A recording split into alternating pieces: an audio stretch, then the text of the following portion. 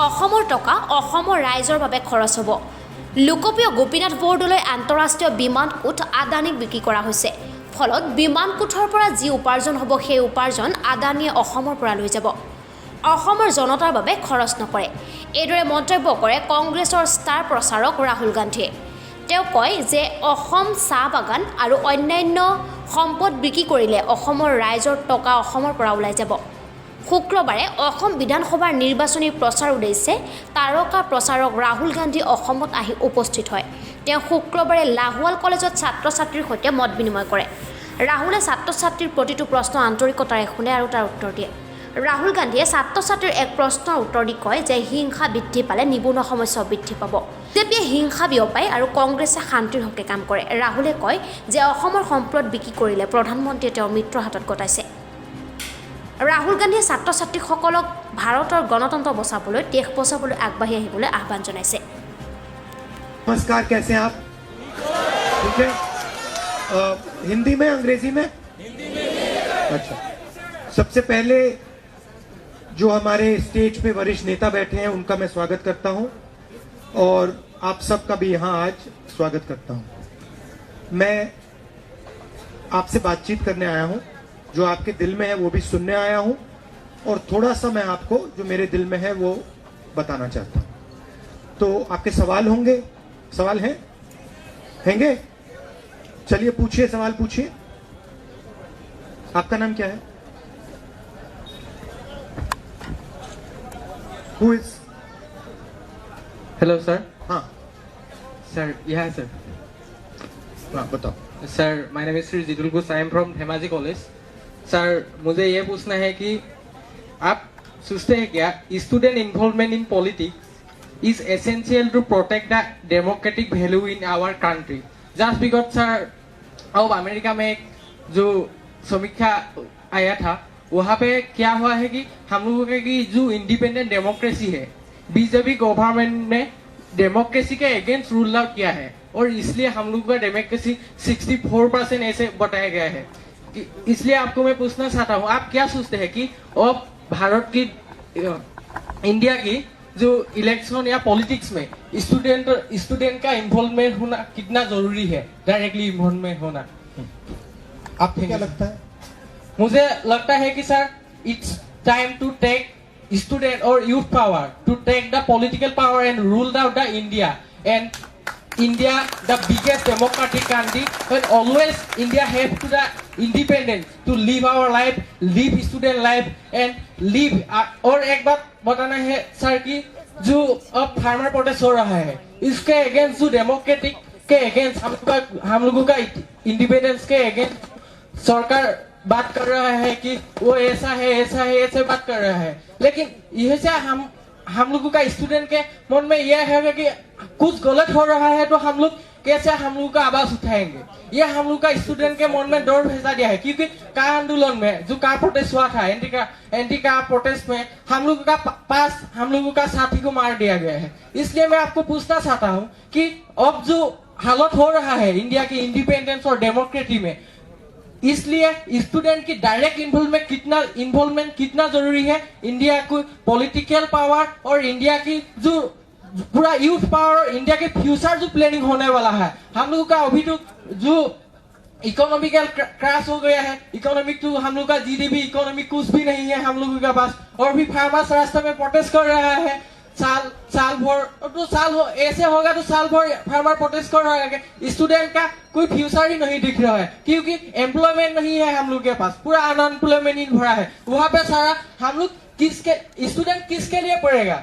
आपका मूवमेंट में स्टूडेंट नौकरी ढूंढेगा या खुद इंडिपेंडेंटली काम करना चाहेगा? और भारत एक ऐसा देश है सर जहाँ पे सारे स्टूडेंट अपनी हक से जीना जाता है सर, हक से। मेरा जो इंडिपेंडेंट है मेरा जो वॉइस है वो राइज करना चाहता है स्टूडेंट। इसलिए मैं ये सोचता हूँ कि इट्स टाइम टू इंडिया जो पॉलिटिक्स है पॉलिटिक्स में यूथ रूल आउट करे और यूथ लोग इंडिया को एक डेवलपमेंट कंट्री की तरह ले चले और इंडिया को इकोनॉमी जो क्रैश हो रहा है सर। तो मैं आपसे एक बात पूछता हूँ, जैसे अब मैं आया हूँ यहाँ आपसे बात करने, है ना? हाँ सर। और मैंने आपसे कहा कि मुझसे सवाल पूछो, आपने सवाल पूछा और फिर मैंने आपसे एक सवाल पूछा, जवाब देने से पहले मैंने आपसे सवाल पूछा और आपने बहुत अच्छी तरह जवाब दिया।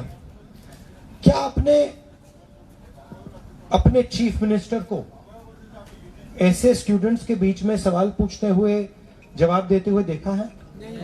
नहीं सर, वो क्यों नहीं करते हैं? हिम्मत ही नहीं है। हिम्मत क्यों नहीं है? क्योंकि सर, अब आपने एक बात बोली, मैं आपको बता रहा हूं, स्टूडेंट्स के बीच में आकर किसी भी राजनेता को अगर यहां खड़ा होना है तो हिम्मत की जरूरत होती है। क्यों? मैं यहां आया हूं, टीवी कैमरा है, आप कुछ भी पूछ सकते हो, मुझे जवाब देना पड़ेगा। ये डेमोक्रेसी हुई। डेमोक्रेसी का मतलब जो भी सवाल आएगा उसका जवाब दो। शायद अगर मैं जवाब नहीं दे पाऊं तो मैं कहूंगा देखो मैंने इसके बारे में पहले सोचा नहीं है, आपने पूछा जवाब नहीं दे पाया, सोच के अगली बार आपको जवाब दे दूंगा। तो कॉन्फिडेंस की भी जरूरत होती है। कभी आपने प्रधानमंत्री को ऐसी मीटिंग में देखा है? नहीं देखा है। क्यों नहीं? देश के प्रधानमंत्री हैं आप, देश के भविष्य हो। अगर देश का भविष्य प्रधानमंत्री से दिल खोलकर नहीं बात कर सकता तो कोई ना कोई कमी तो है, कोई ना कोई कमी तो होगी। तो अब मैं आपको थोड़ा सा आपका जवाब देना चाहता हूं। आपने कहा कि हिंदुस्तान में आपको लग रहा है कि डेमोक्रेसी कम हो रही है, युवाओं को रोजगार नहीं मिल रहा है, उधर फार्मर प्रोटेस्ट हो रहा है, उधर सीएए चल रहा है। सबसे पहला सवाल है ये इंडिया है क्या? अगर हम इसके बारे में नहीं बोल सकते, अगर हम इसका जवाब नहीं दे सकते तो हम बात समझ ही नहीं सकते। इंडिया है क्या? इंडिया में अलग अलग भाषाएं हैं। आपकी यहां भाषा है कि? कौन सी भाषा में बोलते हो आप लोग? आसामी। आसामी भाषा है। तमिलनाडु में तमिल है, बंगाल में बंगाली है। अलग अलग भाषाएं हैं, अलग अलग धर्म हैं। यहां पे हर धर्म के लोग हैं, अलग अलग स्टेट्स हैं। इन भाषाओं, धर्मों, लोगों के बीच में जो खुली बातचीत होती है उसको हम हिंदुस्तान कहते हैं। तो मेरा कहना है अगर हमने आसाम के लोगों से कह दिया देखो तुम जब दिल्ली जाओगे तुम अपनी भाषा में नहीं बोल पाओगे, तुम दिल्ली जाओगे तो तुम अपने कल्चर को, अपनी हिस्ट्री को भूलकर दिल्ली जाओगे। जिस दिन हमने ये कह दिया उस दिन हिंदुस्तान खत्म हो गया। सही बात है। अब हो क्या रहा है? एक शक्ति नागपुर में जो पैदा हुई है वो पूरे हिंदुस्तान को कंट्रोल करने की कोशिश कर रही है। क्यों कर रही है? कोई प्यार नहीं है, वो हिंदुस्तान का जो धन है वो चाहते हैं। अजीब सी बात है, देखिए मैं आपको इसका उदाहरण देता हूं। यहां पे आपका एयरपोर्ट हैगा? नाम क्या है उसका? हाँ, अरे सोचो, मोहनबाड़ी, ठीक है।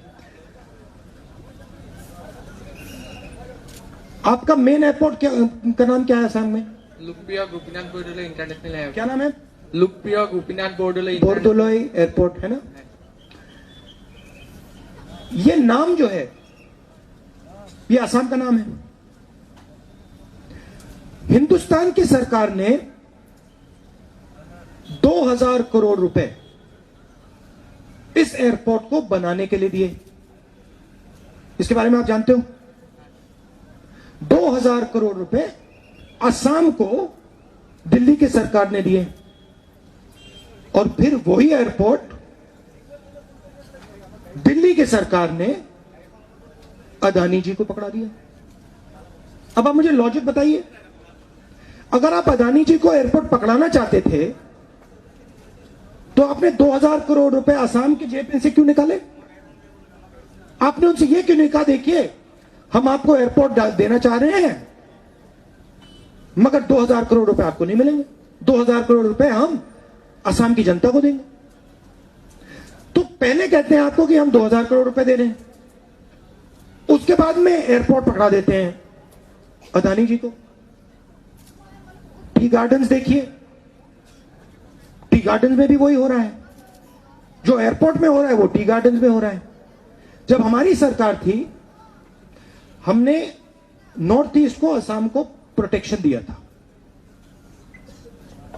स्पेशल पैकेज हजारों करोड़ रुपए का और इन्वेस्टमेंट पॉलिसी, जिसमें कोई भी अगर असम में, बाकी नॉर्थ ईस्ट में इन्वेस्टमेंट करना चाहता था, उसको हम सब्सिडीज देते थे। उसको कैंसिल कर दी। अब आप मुझे बताइए, तमिलनाडु के पास समुद्र हैगा? है। तमिलनाडु अगर अपना माल अमेरिका भेजना चाहता है तो एकदम भेज सकता है। आप क्या कर सकते हो? अगर असम का प्रोडक्ट आप अमेरिका भेजना चाहते हो, आप इतनी आसानी से भेज सकते हो? तो फेयर कंपटीशन नहीं है ना। अगर फेयर कंपटीशन नहीं है तो हमें आपकी मदद करनी पड़ेगी। इसलिए हमने आपको इन्वेस्टमेंट पॉलिसी दी, इसलिए हमने आपको स्पेशल पैकेज दिया। अब नरेंद्र मोदी जी कहते हैं, सरकार कहती है नहीं, हम जो मदद पहले असम को कर रहे थे वो हम नहीं करने वाले हैं। नतीजा क्या आया? नतीजा, आप यहां कॉलेज में जाते हो, पढ़ते हो, क्यों जाते हो? आइडिया क्या है आपका? एक ही आइडिया है, आप रोजगार चाहते हो, सही? अब अगर आपने असम में आप लोगों को कॉलेज भेज दिया और फिर कॉलेज के बाद आपसे कहा, देखो भैया आप कॉलेज चले गए, आपने पढ़ाई की, 15-20 साल आपने पढ़ाई की, अब हम आपको रोजगार नहीं देंगे, क्या होगा? डिप्रेशन होगा। डिप्रेशन होगा। लोग जो सपना देखना चाहते हैं, सपना पूरा करना चाहते हैं, उसको नहीं कर पाएंगे। वो हो रहा है असर में। आपको बांटा जा रहा है, एक धन को दूसरे धन से लड़ाकर, एक व्यक्ति को दूसरे व्यक्ति से लड़ाकर, और फिर जो आपका है, चाहे वो एयरपोर्ट हो, टी गार्डन हो, जो भी, वो सीधा बेचकर अपने मित्रों को दिया जा रहा है। ये इसकी रियलिटी है। डेमोक्रेसी का मतलब जो असम की आवाज है उसका असम पर कंट्रोल हो, जो तमिलनाडु की आवाज है उसका तमिलनाडु पे कंट्रोल हो, और सब मिलकर हिंदुस्तान को कंट्रोल करें।